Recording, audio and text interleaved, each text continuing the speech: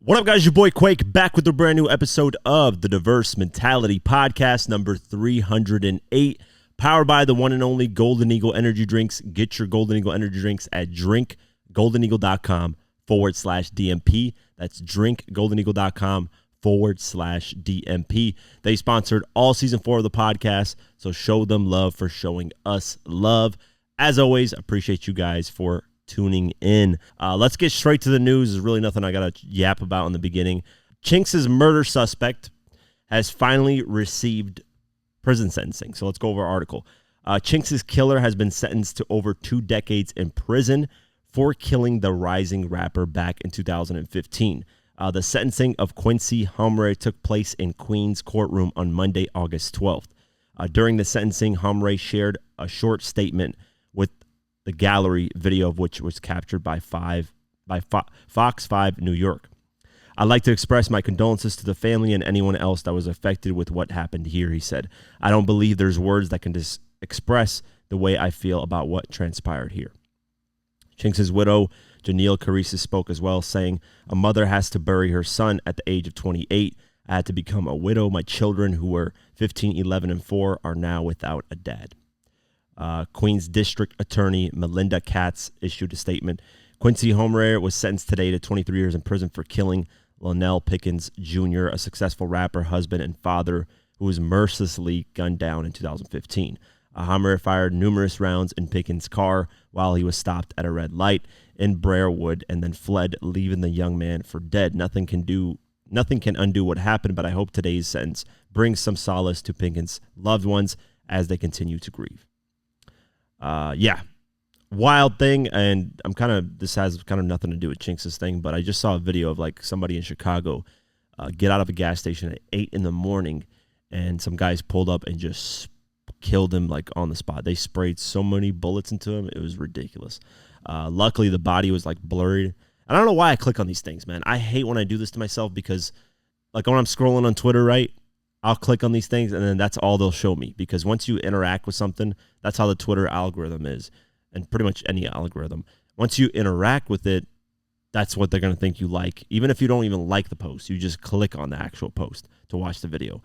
So I hate seeing that type of stuff. I hate seeing blood, gore, and all this type of violence. I'm always like, man, if people in Chicago want to act out and shoot each other like that, if America goes to war, take them motherfuckers and ship them to go to war. Anybody that's committing violence like this, man, take their asses and ship them to war, because they're the ones that wanted to kill for basically dumb shit. So at least if you're going to kill, you're going to kill defending this country, So that's the way I view it with that. But because it's stupid, man, senseless violence, dumb things, and same with this Chink situation, just overall stupid. The guy, I think any murder should get more than at least 40 years, man. 23 years is kind of like.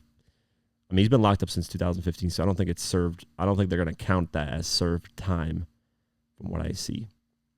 Yeah, and he was 31 when he died. So in December 2017, well over 2 years after Chink's death, that's where he was arrested and charged. So he's been locked up since 2017. So I don't know if they're actually counting that. They didn't say if they're actually counting it as time served already. So, yeah, he does. If they didn't count it, then I guess he's serving a lot more than 23 years. But I'm sure they're probably going to count it. So he's probably got another like 14 years or 15 years left before he's finally free. Continuing on, Quando Rondo has pleaded guilty in the Fed case. We reported on this a while ago. Here's a follow-up. Quando Rondo has officially pleaded guilty in the federal case that accused the rapper of being involved in a drug trafficking conspiracy. According to WTOC, the Georgia rapper entered his plea during a court hearing on Tuesday, August 13th, after previously having come to a plea agreement for a lesser charge back in June. Rondo was initially facing up to 20 years in prison after being arrested with 18 other men last June on charges of weapons possessions, drug conspiracy, and participating in gang activity. As part of the agreement, however, he now only faces up to 5 years in prison. Pre-sentencing investigation will now follow, with Rondo scheduled to be sentenced by a federal judge on December 12th. Talking to reporters at a press conference at the conclusion of court, the rapper apologized to his hometown and his family and friends. He said this: "I really want to give an apology to the city of Savannah, and I want to give an apology to my family and friends, loved ones, and most of all my daughters for taking all my family and all my loved ones through this stressful point. When arrested, Rondo was charged with 14 counts of blah, blah, blah, a bunch of fucking drug trafficking, all this shit. He was previously charged with 2 counts of conspiracy to violate Georgia's controlled substances law, 1 count of participating in criminal activity affiliated with the street gang, and 1 count of illegal use of a cell phone to facilitate a drug deal. The 23-year-old rapper. So he's only, I think that was probably last year, so he's 26 now. Yeah, if he gets 5 years, he probably won't get the full 5 years because he pleaded guilty, and they're probably going to figure out, even though they gave him a deal a little bit with not getting 20-something years in prison, it's reduced to 5, but he's probably not going to get the full 5. He'll probably get like 3, maybe 3-4 years. Regardless, waste of time, just dumb, man. Quando Rondo, I've said this millions of times on the podcast. I've repeated myself millions of times. If you ever get famous, any type of fame, man, get out of the street life, do your thing, get your money, and that's it, man. If you get dragged back to that shit, it's because you have too many friends that are living that old lifestyle. Bring a few friends with you that you trust with you. The rest, you got to leave them behind. It just is what it is. That's the reality of these situations. That's not even street related, just in general. When you reach different levels of success, you're going to have to leave some people behind because they just don't understand it, or they don't want to work as hard with you.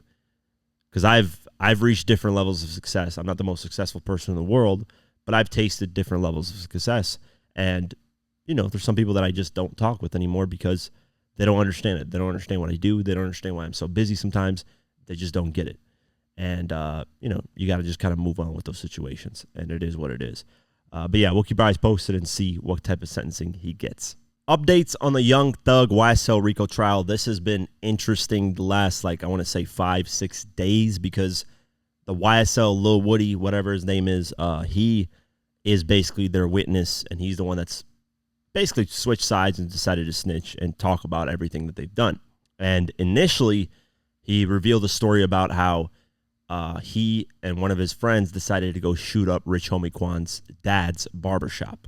And, they're asking him, why'd you do it? And he said, hey, I just joined in. I didn't know what the reason was for, but I joined in and we shot the place up. So the Young Thug and Rich Homie Quan thing is a legit beef that happened, which I'm genuinely surprised by because I know they had a falling out, but I didn't know it was to that extent.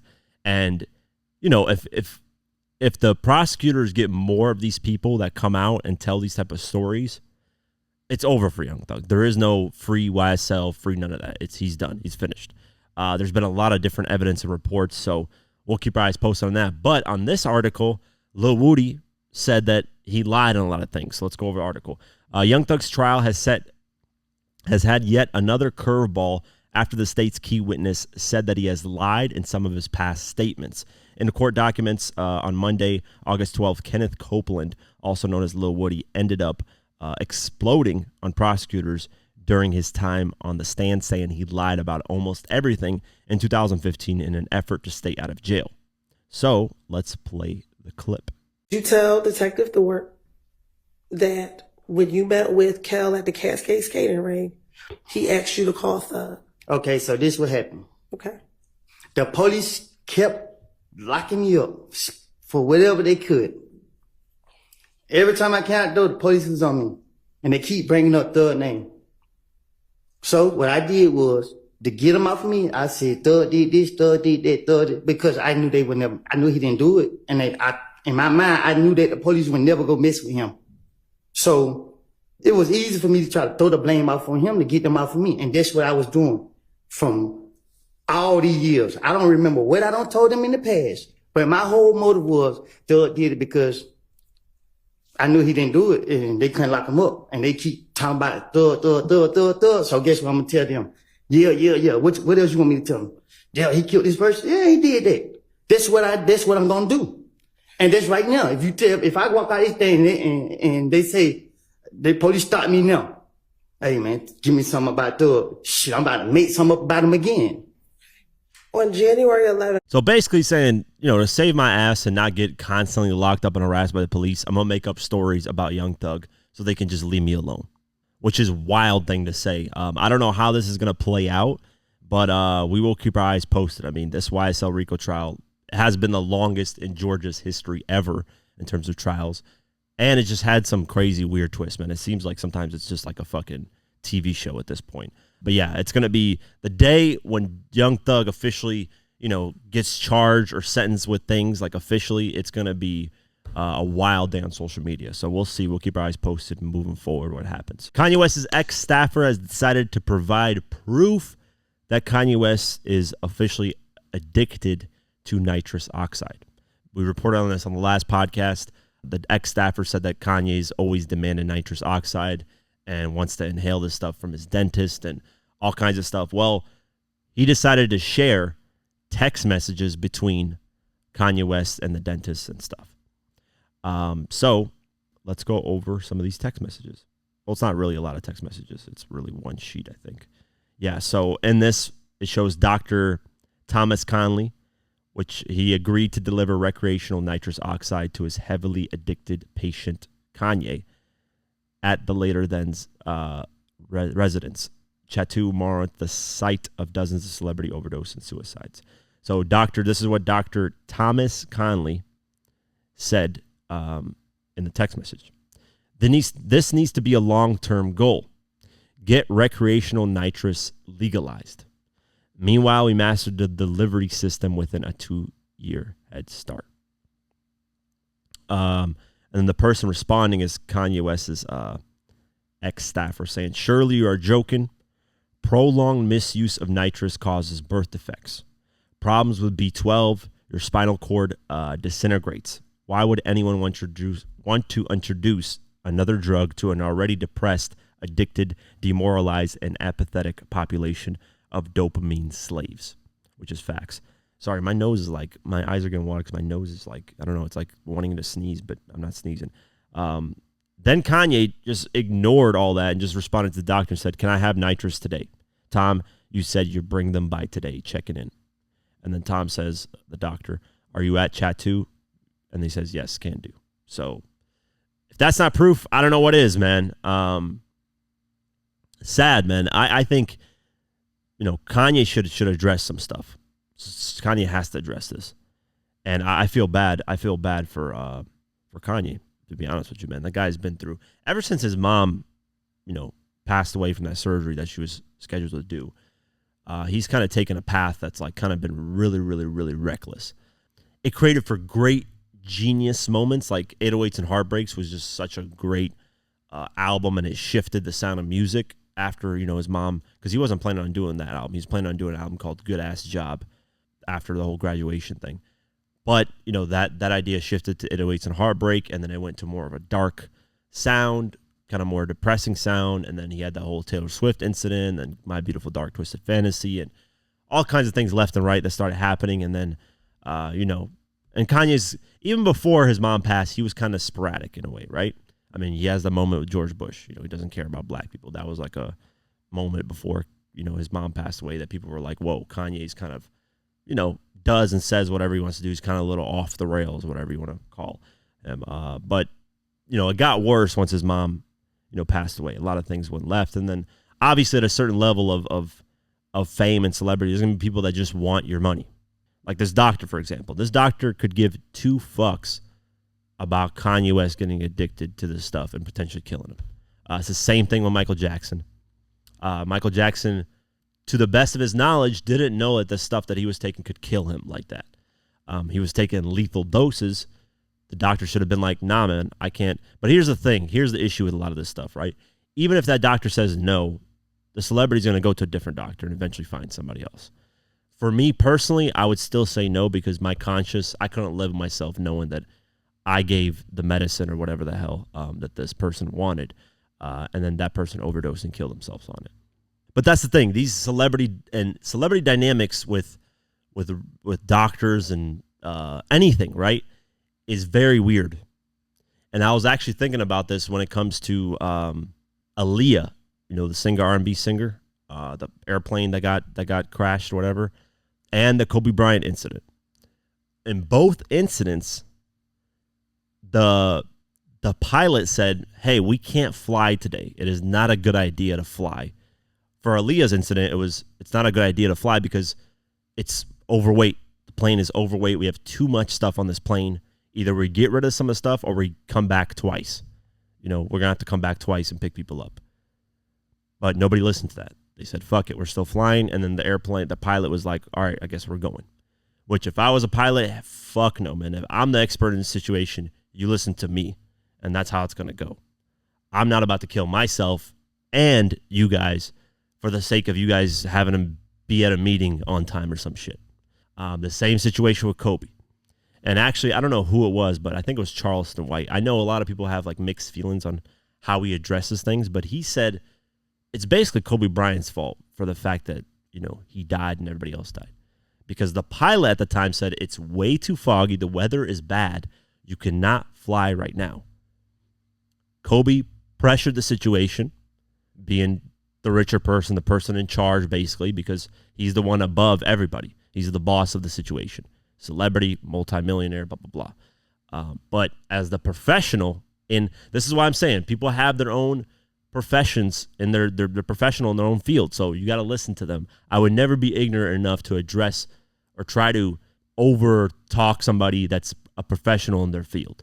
That's never been me. I want to know like Joe Rogan. I want to know a little bit about everything and then have my little part of profession that I'm really good at. So yeah, that's the type of situation with Kobe where he was like, hey, and this is the same type of thing with Kanye. It's like, hey, I'm sure the doctor at first was like, what the fuck you talking about? This is not the right way to do things. And then eventually he's just like, you know what? He's going to go to a different doctor anyways. Might as well take the money and get myself rich. And if he dies, it just is what it is. But morally, that's insane, man. I could just not do that if I was a doctor, a pilot, whatever the fuck situation. But a lot of this happens where the celebrity is the more powerful one. There's a bunch of yes men people around them. And if they don't get their way, they either cry about the situation and then go to somebody, else. So we'll keep our eyes posted, man. Prayers out to Kanye, though. I think this is a very sad situation that I hope doesn't escalate and get worse for Kanye. The pressure is piling up when it comes to this Game situation with that Princella girl that sued him a while ago for sexual assault. And Game lost the lawsuit, lost about $8 million, or at least she's trying to collect that $8 million by potentially taking his home, any catalog of music that he has, so on and so forth. But it looks like the judge there is giving him Game more consequences. So let's go over article. The Game is set to appear in court once again to satisfy the judgment handed down against him on a sexual assault case in 2016, the bulk of which remains unpaid. According to All Hip Hop, United States District Judge Mark C. Scaries has ordered the rapper to appear in court on October 7th as the latest request by Game's accuser, Princella Rainey, is decided. In June, Rainey served the rapper with new legal documents seeking to seize his residence in California, Calabasas, California, to cover the $7 million judgment she was awarded 8 years ago. Additionally, she has accused the 44-year-old MC of transferring the home's deed to his manager, Whack 100, in an attempt to block the move. Rainey first filed the case in August 2015, seeking $10 million after she claimed a Los Angeles native sexually assaulted her during what she thought was a required after-hours date for VH1 reality show She Got Game. She alleged that the Hater Lover hitmaker got drunk high, following which he forced his hand inside her dress to rub her parts, blah, blah, blah. The Game has denied the allegations. A motion for new trials was thrown out in September, blah, blah, blah. She's gone after the Game's royalties. Judge granted a motion to collect the rapper's music royalties, $7.1 million post-judgment, blah, blah, blah, blah. You get it. We've reported on it 90 million times. She's only so far gotten $383,000 from the Game, which is honestly very, very good money, even though the judgment's 7.1 or 8 million, whatever the amount is, 7.1 million. Not bad, 383,000. I think Game should just do a deal with her, man. Get this shit out the way if you still can. Pay at 2 million, say, hey, 1 to 2 million. I don't know why she would accept that, but at least, actually she could accept it because, at least it's guaranteed. With this, she's going to have to constantly go after the Game year after year after year after year in hopes that Game finally starts to pay. But, or Game should just file bankruptcy, man. I don't know why his ego is getting in the way in this situation. Just file bankruptcy. I know it's going to look a little weird and people are going to make fun of you. That's the same shit people did with 50 Cent. Made fun of him, but look at him now. We'll talk about his billionaire status. Yes, billionaire status later on in this video that I talked about ages ago and that I was teasing about on Twitter. But yeah, just file bankruptcy, man. Get out of the situation like 50 did. He got out of three lawsuits, actually two major ones. the headphone lawsuit, and then the Rick Ross baby mama lawsuit. He managed to weasel his way out of those situations, pay a lot less money, and make back some of the money that he was sued for. I think he sued the former lawyers that were helping him in the case, and 50 got back like another $15 million. So he was, in the lawsuits, he owed about $30 to $32 million from both the headphones and Rick Ross's baby mama. He ended up suing the old lawyers, got about $16 million in that lawsuit. And then I don't know what the rest of the money, I think he figured out a way how to kind of finesse that as well and pay a lot less. That's what games should be doing. Games should do the exact same thing. And yeah, well, I don't know why he's not doing it. His ego's kind of gotten in the way with this situation. But we'll keep our eyes posted and see what happens moving forward. The Jay-Z and Dame Dash basically percentage issue that they've had, and Dame Dash has to sell it because he owes money to the IRS. It's going to be the same situation we'll be talking about a little bit later on the podcast with Young Buck and 50. But this situation's gotten weird. So Jay-Z has kind of intervened and said something about the situation, which is rare. Jay-Z never really speaks ever on anything that he's dealing with, but he is on this situation. And then Dame Dash responds, and it's crazy. So let's go over it. Jay-Z has taken the proper steps to ensure that whoever ends up acquiring Dame Dash's shares of Rockefeller Records understands what will happen to the biggest asset included in the sale. In a legal document uncovered by TMZ Hip Hop, Hov's attorneys have notified the courts that once the legendary imprint's ownership of the copyright on Reasonable Doubt ends in 2031, those rights will revert to the one Sean Carter / Jay-Z. The copyrights in question cover not only the rapper's classic debut album and its title, but also each individual song on the 14-track project. While the filing is the type of legal move that could easily go unnoticed, this one caught the outlet's radar due to the ongoing drama around Dash's portion of the business he co-founded with Jay-Z and Kareem Biggs Burke in 1994. So, as previously reported, Dame's 33.3% interest in the famed record label will be sold off at a public auction in New York City on August 29th. Proceeds from the sale will be used to make good on the $823,000 he owes to movie producer John Weber for copyright infringement and defamation over the 2016 film Dear Frank. However, per an earlier article from DMC, the sale may not be as enticing as it sounds, as the purchaser will be only a minority owner and have no official say in the company, blah, blah, blah. We went over this. Basically, what happens, and there is a law that was passed in the 90s, that music, the artist that made the album, who's the main person, which is Jay-Z in this situation with Reasonable Doubt, everything will revert back to Jay-Z. The masters, the royalties, everything reverts back to the artist after 35 years. So Reasonable Doubt, I believe, came out in 1996. So you're looking at 2006, 2016, 2026, and then 2031 would be officially 35 years, which they're talking about in here back in 2031. So with that being said, if somebody purchases, and we talked about this before, if somebody purchases Dame Dash's portion, will they be able to make the money back that they purchased, whatever they put up for that purchase? Let's just say they put up $1 million for that percentage. Will they make that within, 2024 now, by the time they get it, blah, blah, blah, everything's filed, it works.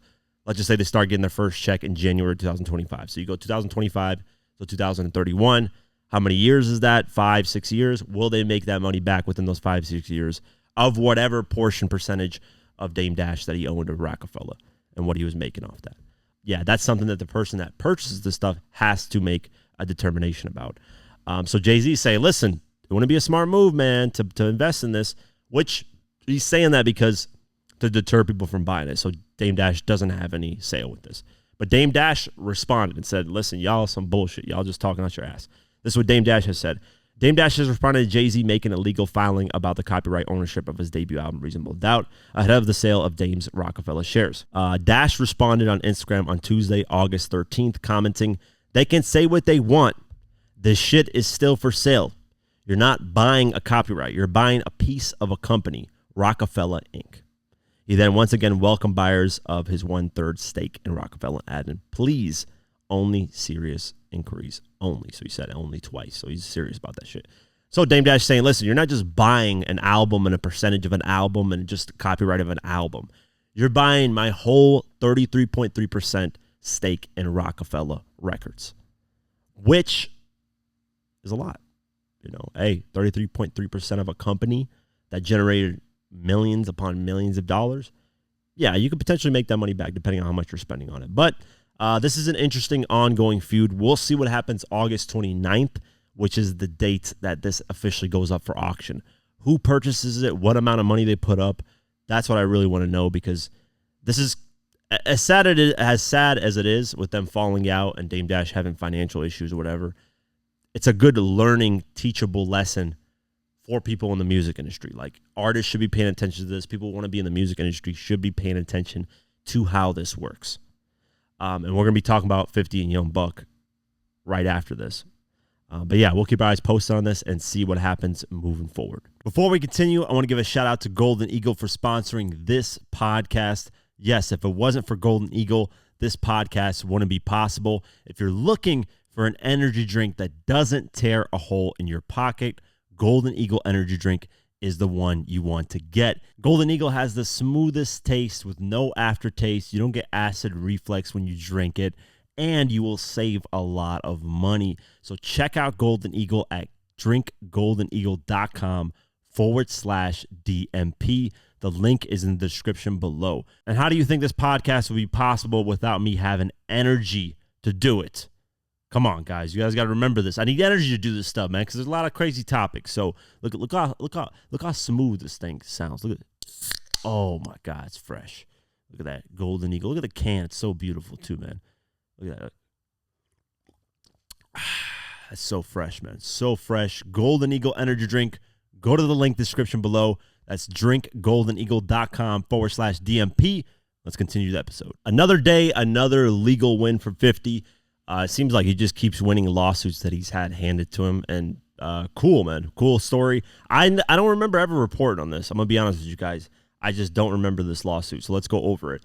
50 Cent has won a legal victory, involving a multi-million-dollar case regarding wiretapping. Earlier this week, a judge dismissed a $4 million lawsuit against the G-Unit icon filed by Michael Caruso earlier this year. Caruso said he illegally recorded a conversation at his office before giving it to lawyers to use in these proceedings. The court sided with 50 by saying that Caruso waited too long to file the complaint. These claims are time-barred. Caruso has known about the fact of the recording since 2021 and has been on inquiry notice as to who made the recording since that time. Judge Melissa A. Crane said, "It is now 2024. The statute of limitations is 2 years, hence the claim is time barred." It's been a good August for Fifth on the legal front. Earlier this week, he avoided having to pay a $1 billion lawsuit from a former drug lord who claimed his life story was stolen on Power, blah, blah, blah, blah, blah. But yeah, this is interesting because I've actually had people illegally record me in the state of New York City. I'm thinking this in New York, at least, without going into detail. So this happened, though. I don't know when it happened. So it might be actually statute of limitations on that. It might be up too, because I was thinking of suing the person. But I mean, it's not really too serious. It's not like I said anything that was. It wasn't really, the recording wasn't about me. It was about what we were doing in that place and what was happening. And come to find out, this person was illegally recording the things that were happening in there. And garbage human being. That's what I'm talking about. Some people are just horrible people that will backstab you, will do whatever the fuck they feel like doing. So I've had to deal with that, where there's illegal recordings of things that shouldn't be illegal recordings. So it's interesting to see that there's a statute of limitations on that. But yeah, 50 wins. He doesn't have to pay no $4 million, and it's done. The only thing that 50 loses in this situation is paying his lawyers to, defend him. But he's got lawyers on retainer, and he said he spends millions of dollars a year just having them on retainer. That if he gets sued, they'll defend him immediately. Continuing on, this is interesting. So Young Buck has officially been freed from G-Unit Records. Yes, he is no longer with them. They can't no longer stop him from releasing music. They can't copyright claim take down his music, besides the old stuff, obviously. But anything moving forward from now that Young Buck releases, he will face no issue when it comes with G-Unit Records. Why? Because he has somebody has bought his basically assets. He sold a lot of his assets off. And we talked about this a while ago about him selling his catalog to pay back a lot of debts that he had, not only to 50, but to the IRS and some child support stuff. So let's go over the article. Young Buck is set finally to pay off his debt to his former friend and label boss, 50 Cent, as their legal dispute has come to an end. Buck owed $250,000 resulting from a loan that G-Unit boss paid to his former artist to cover his financial problems. Now Buck, real name David Brown, has gone through a bankruptcy process and has been able to pay off his debts to 50, according to All Hip Hop.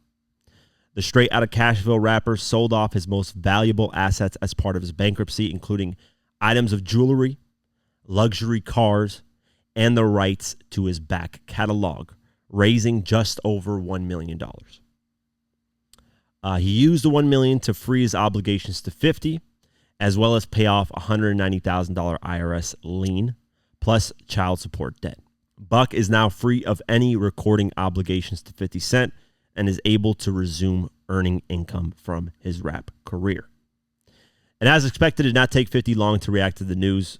He wrote, "I don't know why they make me go through this part, but I'm going to need that money by Monday." What do I think of this, right? So when we reported on it, we posted on our Instagram page, and people were like, there's a lot of support for Young Buck in the comments, and there were a lot of clowning him, saying, oh, he had to sell his back catalog. All he got is $1 million, blah, blah, blah. First off, okay, so you sell the back catalog. He sold it for $1 million, a little over $1 million. It's like $1,070,000, right? Paid off $250,000. So he's left with $750,000, give or take, whatever. I'm not going to go directly in the numbers, but $750,000 left. Pays off the IRS, which is $190,000. What's the math on that? You take $100,000 off $650 plus $90,000. I'm horrible at math, so it's $90,000. $650 minus $90,000. I'm terrible at math. It's $560,000, right? He owed some. I don't remember the numbers because they did break this down a while ago, and we did talk about it on the podcast. But he owed some child support. I think it was like phone bill that he had as well that was in the thousands, and then he had like a child support thing. So let's just say another $100,000 he takes off, right? Basically left with $460,000. With that, like, you can do something with that money. And for people to think that he's flat broke is just wild to me, man. I don't think people realize how lucrative classic music is. Young Buck has classic music. Shorty Wanna Ride With Me is a classic that gets played day in and day out. And as we talked about earlier in the podcast, what happens after 35 years? We're about to reach the 20-year anniversary of Young Buck straight out of Cashville. And another 15 years, the masters, all the royalties, all the rights are going to revert right back to Young Buck. And he's going to have money making from that album. Now, are people going to stream the album another 15 years from now? Possibly. Could Buck potentially revive his career musically? Very slim chance. I'm going to be 100% honest. But it's possible. He could, if Taylor Swift is a fan of Young Buck. She said it, she used to drive by Buck's house when she was young, got inspired by him. If Taylor Swift just says, hey, I want to do a song with Young Buck, let's do a Shorty Wanna Ride 2020, whatever, 5 version, which we've seen a lot of remixes from songs in the early 2000s. Let's just say Taylor Swift says that. It's over. Like, he's on a whole different level. He can use that momentum, drop songs, and make money off his career. So this isn't really a big, like, people are commenting saying, he lost, blah, blah, blah, he's broke. First off, do you have $1 million in assets? That's the number one thing. Before you call somebody else broke, do you have $1 million in assets? You probably don't if you're calling somebody broke. Most people that talk shit online about people's finances are broke as fuck themselves. Second, like I said, his back catalog and stuff will all revert to him in the future. So he doesn't have to really, it sucks right now. Bite the bullet. It is what it is. But at least now he has a fresh start. He can potentially release the album that he had playing with DJ Paul, start doing tours, start moving around properly, doing interviews, doing his thing, being more free. So it is a W on Buck's part. It's a W for 50. He just got $250,000. If that's what he actually, if that's what Buck actually owed him. A lot of people are thinking this $250,000 is what 50 paid his taxes a while ago. That's not the reason why. This is basically what Buck says. I don't know if 50 hasn't really spoken on this in detail 100%. Buck says 50 gave Buck a different contract when the June 2014 reunion happened. He gave everybody else independent contracts that didn't have like an album requirement, but for Buck, he had like multiple album requirements. So he left him stuck in a contract. And then that fell through, and then Buck and 50 weren't cool, and then Buck was like, hey, I'm giving you albums, you guys aren't accepting them, which is, I don't know how that situation works. But he's saying, listen, I've given 50 all this music and said, hey, put them out as albums, do your thing, get your money, but they haven't accepted them as albums, and whatever the case may be in that situation. I don't know the 100% details, but that's basically the gist of it. And then 50's kind of kept him basically on the leash and said, hey, you're not going anywhere, you're not doing anything, you're dropping any new music, I'm taking it down, you're still contractually under me. Well, Buck is now officially free. And, listen, are people going to be like, oh, 50's a bad person for doing this? I can see why people say that, right? Buck just wants to move on with his life. 50's making it hell to do that. But we have to remember, too, nobody's ever had label issues with 50. Buck's only one. And I think the reason why Buck's had these label issues is because 50's probably given him a lot more money than he's gotten back from Buck. Because we have to remember, in 2005, 2006, when Buck was owing a bunch of taxes, 50 stepped in and paid that. Buck says he eventually paid him back for that stuff. But who knows what happened behind the scenes that rubbed 50 the wrong way, where it was like, you're playing with my money. You never see Yayo, Banks, Game ever have this situation. Hell, you had MOP that was signed to June in 2006 say they were overpaid. 50 was just giving them budgets and never asked for a penny back. So clearly something went wrong behind the scenes with Buck and 50, where it just rubbed 50 the really wrong way, and he was just like, fuck this guy, I'm going to make his life a living hell. It's sad to see because I'm a fan of all of them. I pray and wish for the best for all of them, man. I'm fans of them. God forbid if one of them dies one day, I'm going to be crying like a little bitch because I grew up on G-Unit. That's my number one thing, that I have no sides. I don't pick a side. I love them all equally. I support them all equally when they drop music, whatever they're doing. I try to support them all in everything they do because I'm a fan of all of them. My goal, of course, I've talked about this millions of times, is to have all of them sit in a room and do a podcast. Just have Game, Buck, 50, Banks, Yayo. Will that ever be possible? I think in my mind, I'm crazy enough to think that's possible. I don't know, but it's hard to do that because 50 is basically the richest and 50 doesn't have to do it. It would be cool to get like at least 4 of them. If 50 doesn't want to do it because he's the richest, doesn't have to. Yayo, Buck, Game, and Banks would be really cool. I think here's the thing. I think these are the people that would be cool doing it. Game, Buck, and Yayo. I think Banks and 50 would be the hardest ones to like get them to agree to something like this. But Buck is good, man. Clean slate. Actually, I'm going to talk to somebody close to Buck.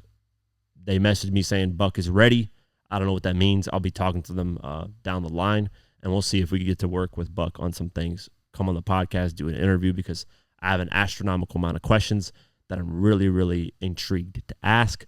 And I think he would have the best interview with me, period, because of me being the biggest fan of G-Unit and just knowing their history and everything. But yeah, we'll keep our eyes posted, and good luck to Young Buck, man. Fresh start.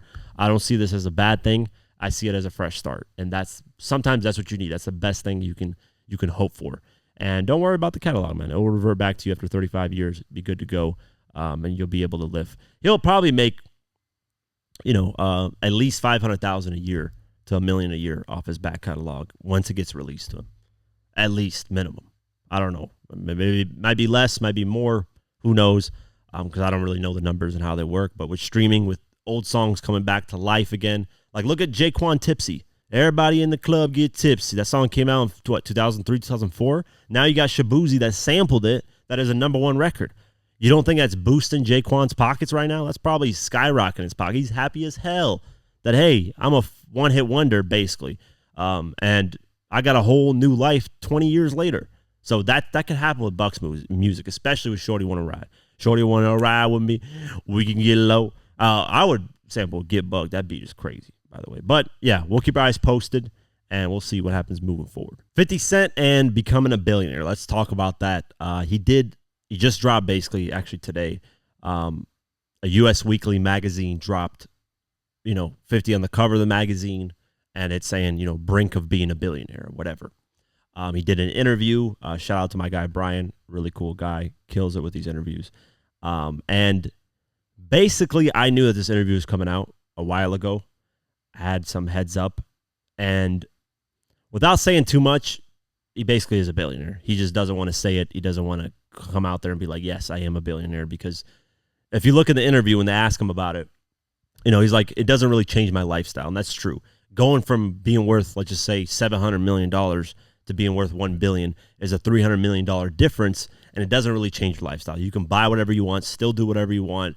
All it does is get you to a different status of you being a billionaire, which is cool, but it also comes with a shit ton of problems. So 50, in my eyes, based off what I know, is already a billionaire. He just doesn't want to say it because of what comes with that. And this is something that I talked about or hinted at or just mentioned a while ago. He is a billionaire, though. There's no question about it. He's done deals that he owns properties that people don't have no idea about, that I'm not just going to blow up and say he does, blah, blah, blah. Because, that's nothing to say, for people's business. But I've heard behind the scenes talks on a lot of things, and 50 just basically has said, I don't want to come out as an official billionaire because it deals with a lot of issues. And then the IRS, he even said in the interview, he said basically the IRS takes a lot more percentage of your money, and just stuff like that. So he's basically saying, I'm a billionaire. I'm just not going to really officially say it because what does it gain him to say he's a billionaire? It doesn't really do much for his lifestyle. Doesn't really change much. But yeah, if this guy's building, dude, you saw what he did with, Human Harmony? That shit was insane. 4-day, 3-day event that fucking had hundreds of thousands of people there that generated probably millions of dollars for Shreveport and did it with no violence, no nothing. Round of applause to him, man. Like that's the type of power he did. Cat Williams, Dave Chappelle, basically some of the biggest superstars were there, and 50 because that's just 50's power of what he can do. No pun intended. But if he can do that type of stuff and build insane G-Unit offices for films and television, he's a billionaire. Come on, guys. Like it's simple maths here. There's really nothing more to look into. The guy's music still generates millions upon millions. I'm sure he makes just off his music yearly $20 to $30 million. Easy. I think people underestimate how much money comes in from the daily streams of everything. All we can see is Spotify streams. We don't count YouTube. We don't count Apple, all other streaming platforms. You don't count people that purchase the songs, purchase the albums all these years later. And then think about when he gets all those music reverted back to him after 35 years. Like, he's well off into billionaire status. And this guy's, he's very smart with his money too. So when the bankruptcy thing happened, people were clowning him and saying, oh, he's done for. He's not rich anymore, blah, blah, blah. He's a clown.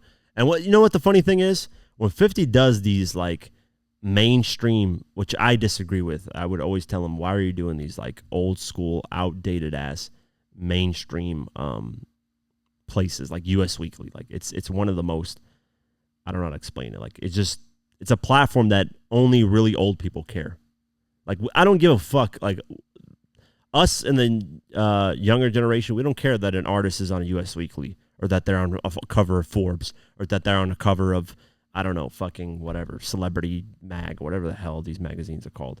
But here's how out of touch the people are. So if you go on their Instagram, and they posted the 50 artwork, right, of him on US Weekly, on the brink of being a billionaire, how I got very rich.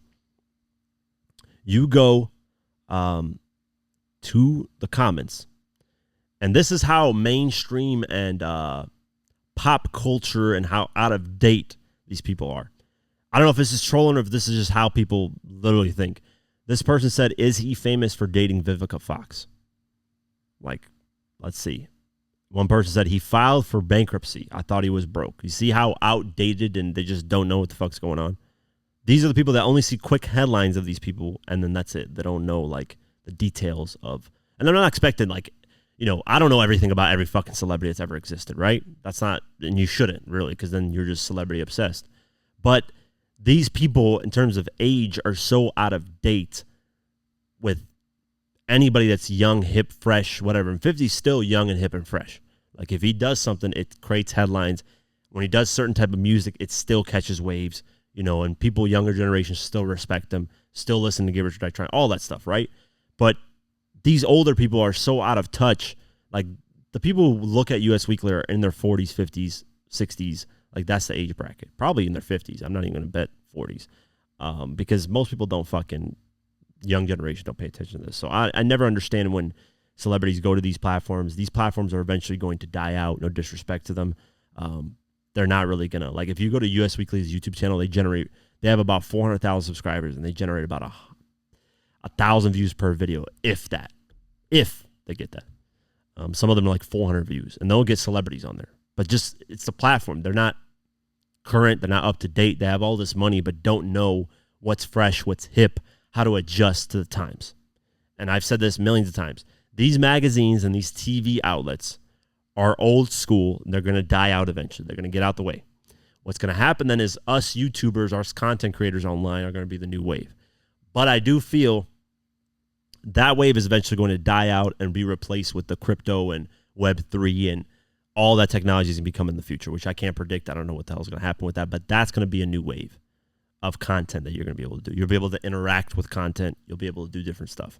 That's going to be the new generation that's coming up. But that's going to take a while, right? Like TV and magazines didn't get taken out for a long time. They're still not taken out right now. They still have their own little, presence, and they get a lot of views. They get a lot of people that watch. But once those old people die out, it's over. Like, it's done. Nobody's going to be watching this shit and paying attention to it. But shout out to 50. Round of applause, man. Humor Harmony killed it. Billionaire, 100%. There's it's very evident he's a billionaire. And, just killing it, man. Great interview. If you go ahead and check it out, Brian asked quite a few questions about, what he's going to do with his legacy, where he's going to leave the money, so on and so forth. But, we'll keep eyes posted and see if anything happens moving forward. Dr. Dre decided to do an interview. I don't know why he does these. This is what I mean, man. I just talked about this earlier. These damn mainstream media interviews that ask the most basic-ass, boring-ass questions. And he decided to do Entertainment Tonight. Entertainment Dookie, because nobody ever watches this shit that I'm aware of. But he got an interview, or at least he did an interview, and he talked about the upcoming album with Snoop Dogg, Missionary. So let's go over the article. I can't play the clip because I'm pretty sure it's copyrighted. These mainstream platforms really, really copyright the shit out of their stuff. But in the article says, in an interview with Entertainment Tonight following his recent Olympics performance, the legendary producer shared more details about his eagerly anticipated project, which he's confident will be another jewel in his acclaimed catalog. When asked about working on Missionary versus Snoop's 1993 debut Doggy Style, which he also produced, Dre said, "It was much more fun, to be honest, because we were kids at that time. Snoop may have been like 18 or 19 years old, and I think I'm 6 years older than him, so we were kids at that time. This one's going to show a different level of maturity with his lyrics and with my music. I feel like this is some of the best music I've done in my career. I'm not playing." He added, "The musicians I'm working with right now and some of the writers in the studio that are helping us. So Snoop is really excited about this, and so am I. I think people are really going to enjoy this." Dre also revealed that he and Snoop are close to finishing the album and said they're aiming for a November release, which would coincide with the 31st anniversary of Doggy Style, which falls on November 23rd. He said, "As soon as we finish this interview, I have to go downstairs and start mixing. I wanted 14 songs. Snoop Dogg wants 16. So we have the best thing happening. Basically, he's saying we're bumping heads a little bit. I'm on song number 11. As far as the mixes go, I have to be done and delivered by September 1st to have a November release." The Aftermath founder even let slip one high-profile guest on Missionary while teasing a star-studded supporting cast, which may include himself. I actually did a couple songs. I'm not sure if one of them is going to make it or not. I produced the entire album, but vocally, I think only one of them is going to make it, he shared. There's a song we have Sting on the song. Man, it's amazing roster of artists that's on this album. I shouldn't have revealed that, to be honest. Basically, Dre, I was surprised because I was expecting Dre to be on every single track. He is on a couple records, which I know kind of is Dre's formula here and there. But, we'll see, man. I think 14 to 16 songs is a good range. I'm happy with that. I am very happy with that. I thank God this isn't something that's going to fucking 20 tracks, 25 tracks. I don't want to hear that shit. 16, you can maybe do a standard version, then release a deluxe version later on with the extra 2 tracks if they really want to go with 16. But Sting is on the album. That's officially 100% confirmed. And we're scheduled to get this album maybe in November, potentially December.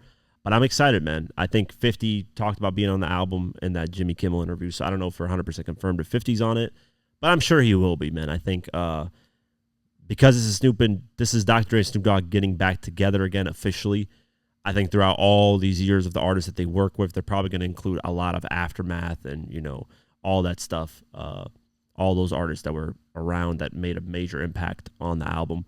I wouldn't be surprised, honestly, if the Game is on the album. I would not be surprised. That would be really cool. I would love to hear Game on this album. As much as Game is kind of, done some clowning when it comes to Dr. Dre and blah, blah, blah, 50 and M and all these people. Oh, you can't. I think Dre and Game have a great formula. They create great music together. So I wouldn't mind having Game on the album. Obviously, M's going to be on there. Like, Eminem's 100% confirmed. I don't even have to question that. 50 might be on it. And yeah, Sting is officially on it. That's the only one that we know 100% is on the album. But yeah, we'll keep our eyes posted. I'm excited for it. Shout out to Dr. Dre for speaking on the album, saying something. At least doing some type of interview, even though it's a safe one. But yeah, we'll keep our eyes posted. Kendrick Lamar has officially broken the record for the most streamed diss song of all time on Spotify. Let's go over the article. Kendrick Lamar's inescapable hit, They Not Like Us, has brought the rapper to another milestone, this time reportedly breaking a record previously held by Tupac. Our Generation Music posted a screenshot, and it shows K-Dot's latest hit having passed 647 million streams on the song, surpassing Tupac's legendary diss record, Hit 'Em Up, by a close 6 million. You can look up these numbers. Actually, what I'm going to do is I'm going to go to Kendrick Lamar Spotify history. I'm actually looking it up myself because I think they updated on here as well. They not like us. They not like us. Think the bag gonna let you disrespect Pac? The Oakland show will be last stop. Okay, so in total, right now, as of last updated was on the 14th of August. Sorry, which is today. It has 663 million streams. Let's see Tupac Spotify. By the way, Spotify is like the only fucking platform that you actually see the numbers. Hit 'Em Up has 643. So Not Like Us is 663. So yeah, Not Like Us is now clearing by a total of 20 million streams. I don't know. I haven't looked at what constitutes an official diss track. Let's see Spotify, Drake Spotify. Because I want to see what Back to Back did in streams, even though it's been out for a lot longer. They're going to play this shit back to back. Took a break from views. Now it's back to that. 6. Let's see. Okay, Back to Back's at 414 million. So it's not nowhere near. So I don't know. I don't know what the official, diss song, like what constitutes. Let's see what Nas Spotify. Let's see what Nas's Ether has done in terms of listens. Curious. Fuck Jay-Z. Yeah, you bit on my dick. Ether is at 43 million, so nowhere near it. Let's see what 50 Cent back down. I don't know. I'm just thinking of songs that are big, like mainstream, that people have heard, diss tracks. We got to remember, though, a lot of these songs came out before streaming, so it's kind of unfair to compare, but let's see if back down where that's at. Back down's at 54 million, so more than Ether. That's interesting. I mean, technically, isn't Many Men a diss track to the person that shot him? No, I just like it.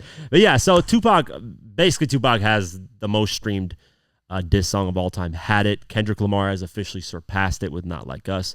So round of applause once again to Kendrick Lamar. I think he clearly won this battle.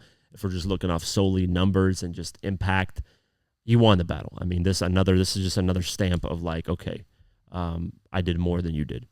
But I would like to see a list of all the streaming. Like, I want to see like a top 10 list of the most streamed diss tracks. Now we got to like completely clarify what a diss track is. Is it direct shots? Is it subliminals? Is it this and that? Because you can go to Jay-Z and just pick, because Jay-Z is like the subliminal king. You can go and pick a random track and you could say, hey, it's a diss.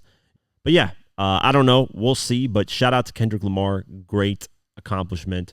And is it one of the best diss tracks of all time? I don't know. That's a great question, man. I think it's definitely, I think right now it's such a new track and it's played so much that maybe it might get annoying to people and maybe they might not put up on the list of the greatest diss tracks. Maybe. I've seen some people say that where it's like, it's all right. But as years go on, we're going to really be able to tell, is this one of those classic diss tracks that if it comes back what am I talking about? If it gets played in the club again, will people have a crazy reaction to it still? like Hit 'Em Up still has to this day. I fucked your bitch in the clique you claim. West Side when we ride, come equipped with game. Like, come on, man. Like, you fat motherfucker, I fuck you. Like, this disrespectful shit. That shit slides and everybody loves it and everybody fucks with it. So we'll see. I mean, A minor and all these things have been stuck in people's heads, and I'm sure it's going to be something that's forever stuck in people's heads. But yeah, we'll keep our eyes posted. Congratulations, Kendrick Lamar. Huge accomplishment. And let's see where Drake's Family Matters. I didn't even check. How many streams does Family Matters have? Just curious. Quick numbers on that. Because Family Matters, I enjoyed Family Matters as a diss track.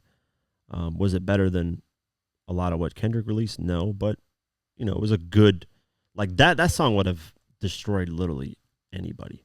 So Family Matters at 101 million. So that's way behind. We're talking a whole 500 and something million in streams. But yeah, that's it. So we'll keep our eyes posted if Kendrick breaks more records with this song, because it seems like he's going to reach 1 billion streams on this. It's getting like 300 million streams. 3 million streams daily. So if it continues doing that, it's definitely going to break 1 billion streams quick. Continue on talking about numbers. Billboard Hot 100. Nothing has changed for the first 5 tracks. Yes, Shabuzi, Bar Song, is still number 1. Shout out to him, man. Great success. I Had Some Help, Post Malone, Morgan Wallen, still in number 2. Kendrick Lamar, Not Like Us, still in number 3. Espresso, Sabrina Carpenter, still at number 4. And $1 Million Baby, Tommy Richmond, still at number 5. And then this is where the chart starts to change up. Chapel Roan, Good Luck Babe is at number 6. Birds of a Feather, Billie Eilish, number 7. Please, Please, Please, Sabrina Carpenter, number 8. Lose Control, Teddy Swims, number 9. And then Too Sweet, Hosier, number 10. Let's see. Like That, Future, Metro Boomin, Kendrick Lamar, number 19. Eminem, Houdini, number 20. Going down. Wannabe, Glorilla, Megan Thee Stallion, number 30. Why the fuck is NSYNC's Bye Bye Bye re-entered at number 45 on the charts? Was that because, Kanye sampled it, I think, on one of the... I haven't listened to Vulture. I still got to listen to that. He probably sampled on it. That's why it probably went back up. Number 45, that's cool, man. It peaked at number 4. That's insane. That song, I thought that would have been a number 1 hit at the time. Going down, Kanye West Field Trip debuted at number 48 as a song. Glorilla, TGIF at number 50. Whiskey, Moneybagg Yo, Morgan Wallen, number 53. 101 Gunna, number 57. Bamford Band, Central C, Lil Baby, number 58. MGK and Jelly Roll, Lonely Road, at number 59. Type Shit, Future, Metro Boomin, number 66. Kanye West, Promotion, with Ty Dolla $ign, number 76. Sexy Red, Drake, You My Everything, number 84. Kanye West, Fried, with Ty Dolla $ign, number 87 debut. Kanye West, Slide, with Ty Dolla $ign, number 88 debut. And then ASAP Rocky featuring Jessica Pratt, Hijack, debuted at number 89. Kendrick Lamar, Euphoria, number 92. Mustard, DJ Mustard, Travis Scott, Parking Lot, number 97. Yeah, and that's it for the Billboard Hot 100. And that's it for today's episode of the Diverse Mentality Podcast. Always appreciate you guys for showing support. Show support to the Season 4 sponsor, which is always powered by the Golden Eagle Energy Drink. Get them at drinkgoldeneagle.com/DMP. That's drinkgoldeneagle.com/DMP. Show them support for showing us support. Spotify, Deezer, Pocket Cast, YouTube, all that. Have an amazing night, day whenever you listen to this, and peace.